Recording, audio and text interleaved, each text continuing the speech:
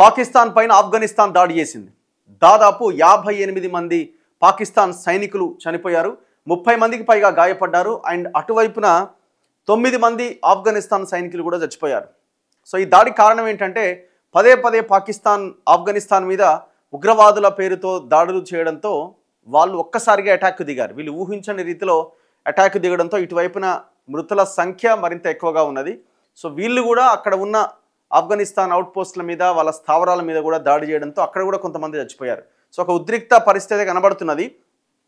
So దీని తర్వాత 19 ఆఫ్ఘాన్ పోస్టులు పాకిస్తాన్ ఆధీనంలోకి తీసుకున్నదట. సరిహద్దుల్లో తీవ్ర ఉద్రిక్తత, 200 మంది ఉగ్రవాదులను హతమార్చామన్న పాకిస్తాన్. అసలు ఉగ్రవాదులను పెంచి పోషించేదే ఈ దేశాలు, వీళ్ళేది అనుకుంటున్నారు.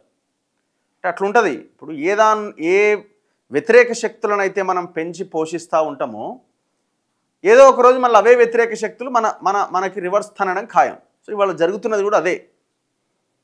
ఇప్పుడు ఆయా దేశాలే కదా మొత్తం ప్రతిరోజు ఉగ్రవాదులని పెంచి పోషించేది, మిగతా దేశాల మీద కుసిగొల్పేది. ఇప్పుడు ఉగ్రవాదుల గురించి పాకిస్తాన్ మాట్లాడుతున్నది. ఇప్పుడు మనం జరిపిన దాడుల్లో ఆ జైషే మహమ్మద్ చీఫ్ వాడు అజార్ మసూద్ సంబంధించిన స్థావరాలు వాడి అన్నీ ఎక్కడ ఉన్నాయి? పాకిస్తాన్లోనే కదా. ఉగ్రవాదుల ఏరివేత పేరుతో తమ సరిహద్దుల్లో దాడులు చేస్తున్న పాకిస్తాన్పై ఆఫ్ఘనిస్తాన్ శనివారం రాత్రి విరుచుకుపడ్డది. ఈ దాడుల్లో 58 మంది పాకిస్తాన్ సైనికులు హతమైనట్లు తాలిబాన్ నేతృత్వంలోని ప్రభుత్వం ప్రకటించింది.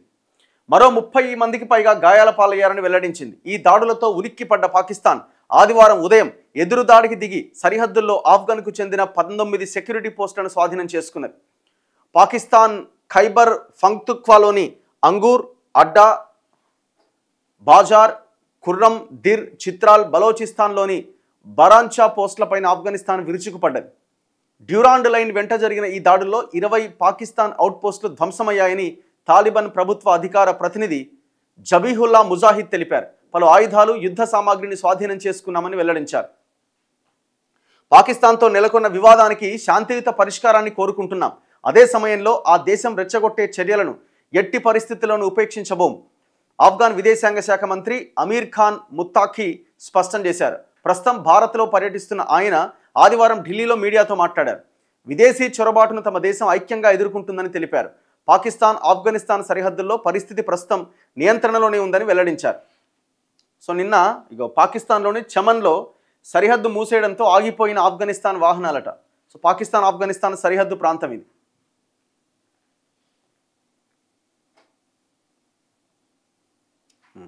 ఈ ఆపరేషన్లో 9 మంది తమ సైనికులు మరణించారని, 16 మంది గాయపడ్డారని ఆఫ్ఘనిస్తాన్ పేర్కొన్నది.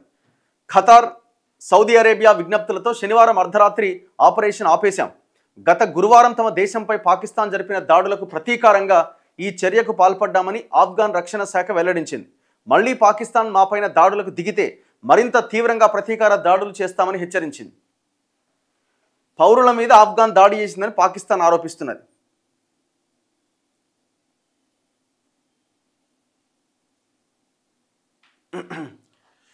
అసలు వివాదం ఏంటి అంటే ఆఫ్ఘనిస్తాన్ భూభాగాన్ని ఉపయోగించుకుంటున్న తెహ్రీకి తాలిబాన్ పాకిస్తాన్ ఉగ్రవాదులు పాక్ ఖైబర్ ఒరక్జాయ్ జిల్లాలో ఇటీవల దాడులు చేసిరట. ఈ దాడుల్లో లెఫ్టినెంట్ కర్నల్, మేజర్ సహా 11 మంది సైనికులు చనిపోయిరట.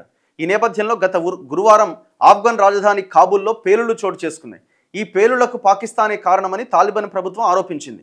దీనిపైన పాకిస్తాన్ నుంచి ఎటువంటి ప్రకటన వెలువడలే. ఈలోగా శనివారం రాత్రి ఆఫ్ఘన్ సైన్యం పాకిస్తాన్ మీద దాడులకు పాల్పడిందట.